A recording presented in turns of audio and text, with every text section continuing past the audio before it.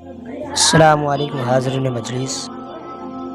آج میں آپ کو ایک ولی کامل جس کو جنید بغدادی کہا جاتا ہے، اور میں اس کے بارے میں ایک واقعہ آپ لوگوں کے ذہن نشین کر دوں۔ آج کچھ لوگ ایسے ہیں جو اگر کسی ولی یا پیر کی اگر کرامت دیکھ لے تو وہ اس سے مرید ہو جاتی ہے، اور انہیں نماز وغیرہ کی کوئی خیال نہیں رہتی، نہ نماز ہے، نہ روزہ، نہ حج، نہ زکوٰۃ۔ ایسے پیروں کے بارے میں کیا حکم ہے، اور میں ان کے بارے میں آپ کو میں ایک حدیث سنا دوں۔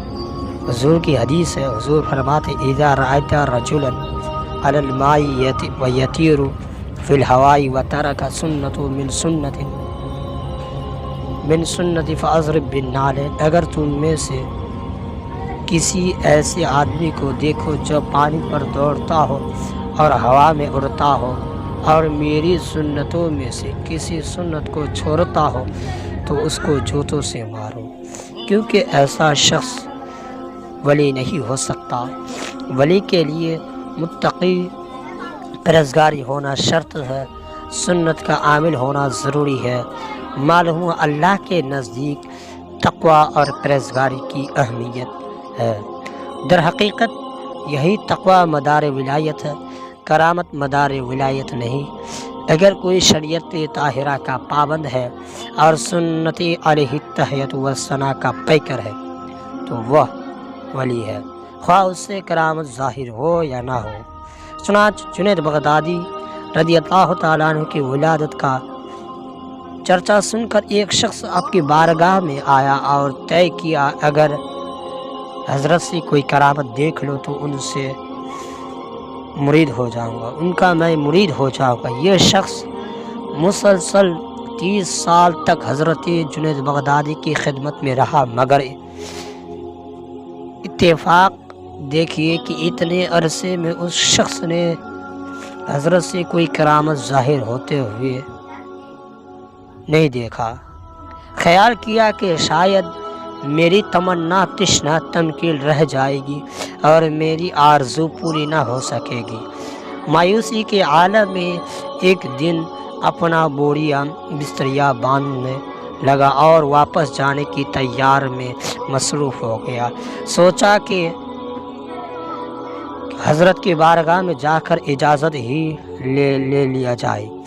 اس شخص نے حضرت کی بارگاہ میں حاضری ہو کر عرض کیا، حضور میں واپس جانا چاہتا ہوں۔ حضرت نے فرمایا، بھائی تم اتنے دنوں یہاں رہے مگر آنے کا مقصد کبھی نہیں بتایا، کیوں آئے اور اب کیوں جا رہے ہو؟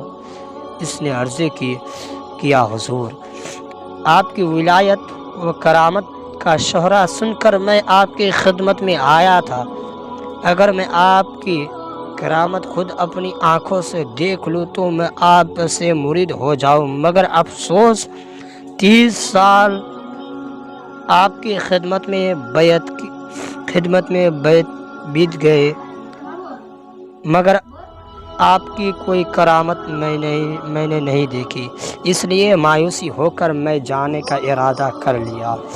اس لیے کہ حضور مجھے اجازت دیجیے تاکہ کسی اور آستانے کی تلاش کروں جہاں میری مراد پوری ہو سکے۔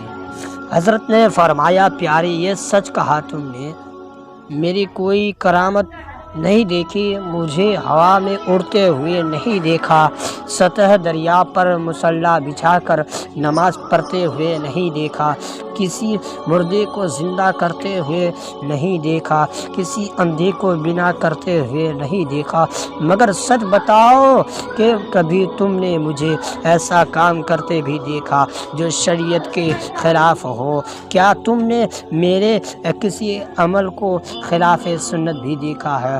کبھی تم نے میرے زبان سے خلاف شریعت کچھ بول سنا؟